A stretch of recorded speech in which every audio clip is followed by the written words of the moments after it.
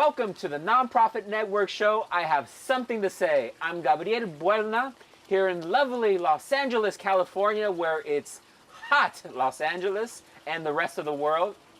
We're here to talk about the deaf and hard of hearing community. And a few weeks ago, there was an incident, violent incident at a local shopping center. And instead of focusing on that issue, what we're going to focus on is the deaf and hard of hearing community and what that community is doing to help others. Today we have Dr. Patricia Hughes of the Greater Los Angeles Agency on Deafness.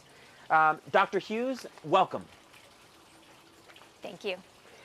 So we had an incident, and I don't want to spend our time going over the details of that incident. But how long have you been the executive director of GLAD? And again, GLAD stands for the Greater Los Angeles Agency on Deafness. How long have you been the executive director? Time is going by so fast. This is my 7th year. Wow. With GLAD. And how I'm the CEO. And how long has GLAD been a nonprofit organization? Since 1969. Okay. So during the civil rights movement. Yes. And what does GLAD focus on? We focus on advocacy, improving the lives of deaf and hard of hearing people. Advocacy, employment placement, job placement, document translation, communication assistance, community education, independent living skills, peer counseling. The heart of the agency is, in fact, advocacy. But we focus on making sure that the deaf and hard of hearing's rights are being met. And recently, you had this issue of the chokehold at a local store here in Southern California. Did this issue bring more attention to the issue of the deaf and hard of hearing? Oh yes, definitely. We received so many phone calls from the media and different networks and individual callers. We have our own Facebook page and Twitter page. A lot of people responded. They could not believe that this is happening, even in 2010. And what is your website? It's www.gladinc.org. And if we go to the website, will we be able to find the Twitter address as well? Oh, yes. And also Facebook as well. You can click and it'll direct you right to the page.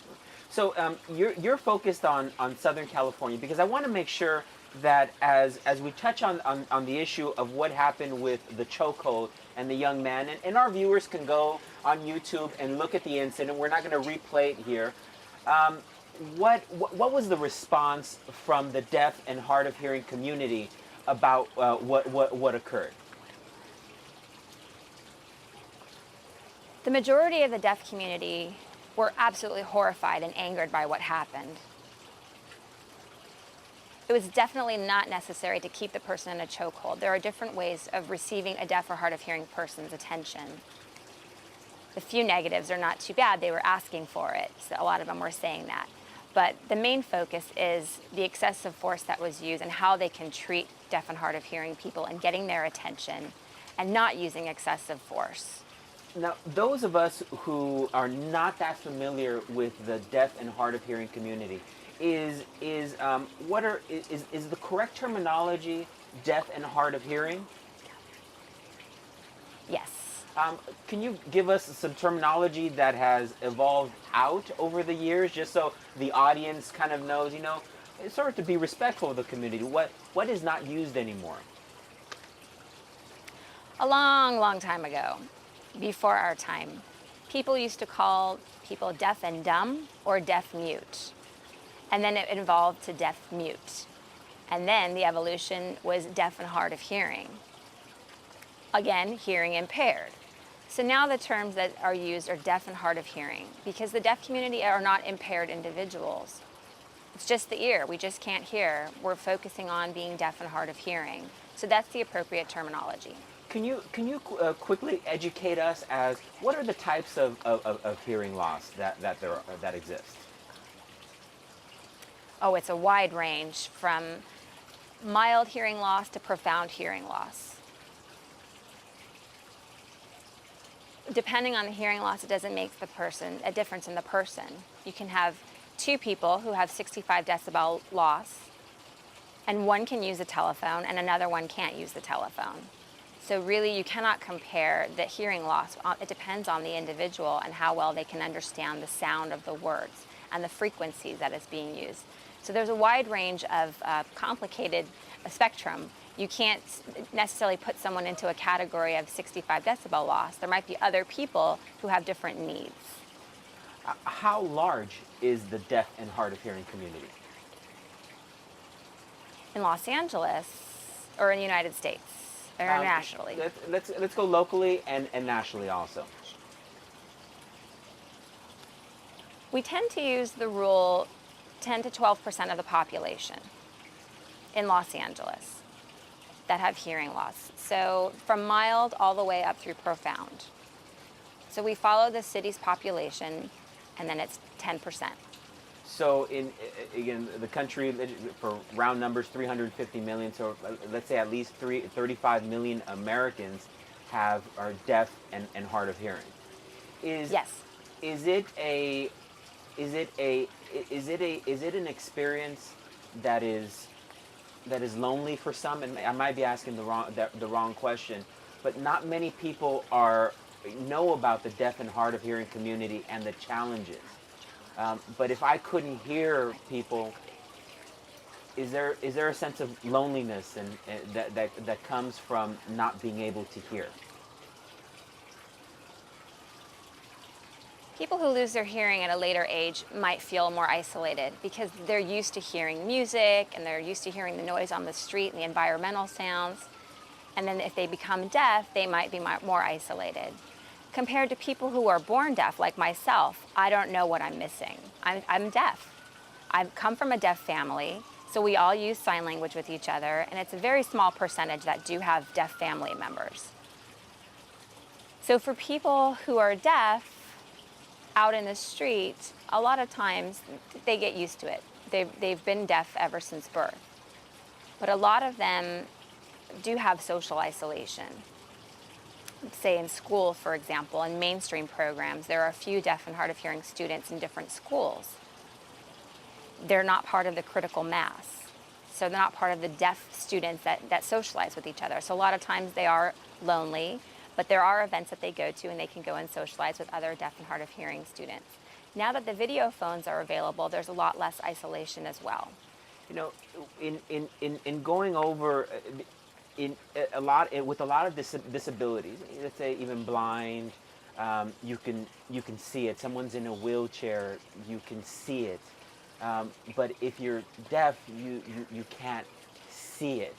And it is how can we as a general population be more sensitive to the hard of hearing, so that when there is an incident, we could pick it up rather quickly and say, hey, this is how we react. And we're pretty used to reacting to senior citizens, reacting like we should be to the disabled, to the blind, of being respectful. But I have to admit, I have no idea what to do or how to be helpful to someone who is deaf or hard of hearing. And I just have to say, help me, because I don't want to be in that situation of that young man, because as much as that young man is a victim, I'm looking at those guards and I'm thinking, you know, what if they had received the training to know what had occurred? You know, how do we help both? Because if they had received training, maybe the incident would not have occurred. So I'm going to ask in a very simple question: help. Sure. The deaf are often called the invisible disability. Even though we don't consider ourselves disabled, we use a different language. We have a different culture in regards to sign language. But now to receive a deaf person's attention, for example, let's say for the security guard as an example, he could have screamed, stop that, and if there's no response and there's no eye contact, maybe he was even ignored, or maybe the person that he was screaming at is deaf, so he was trying to yell. Get a little bit closer. If it still didn't work and there's still no response, tap them on the shoulder.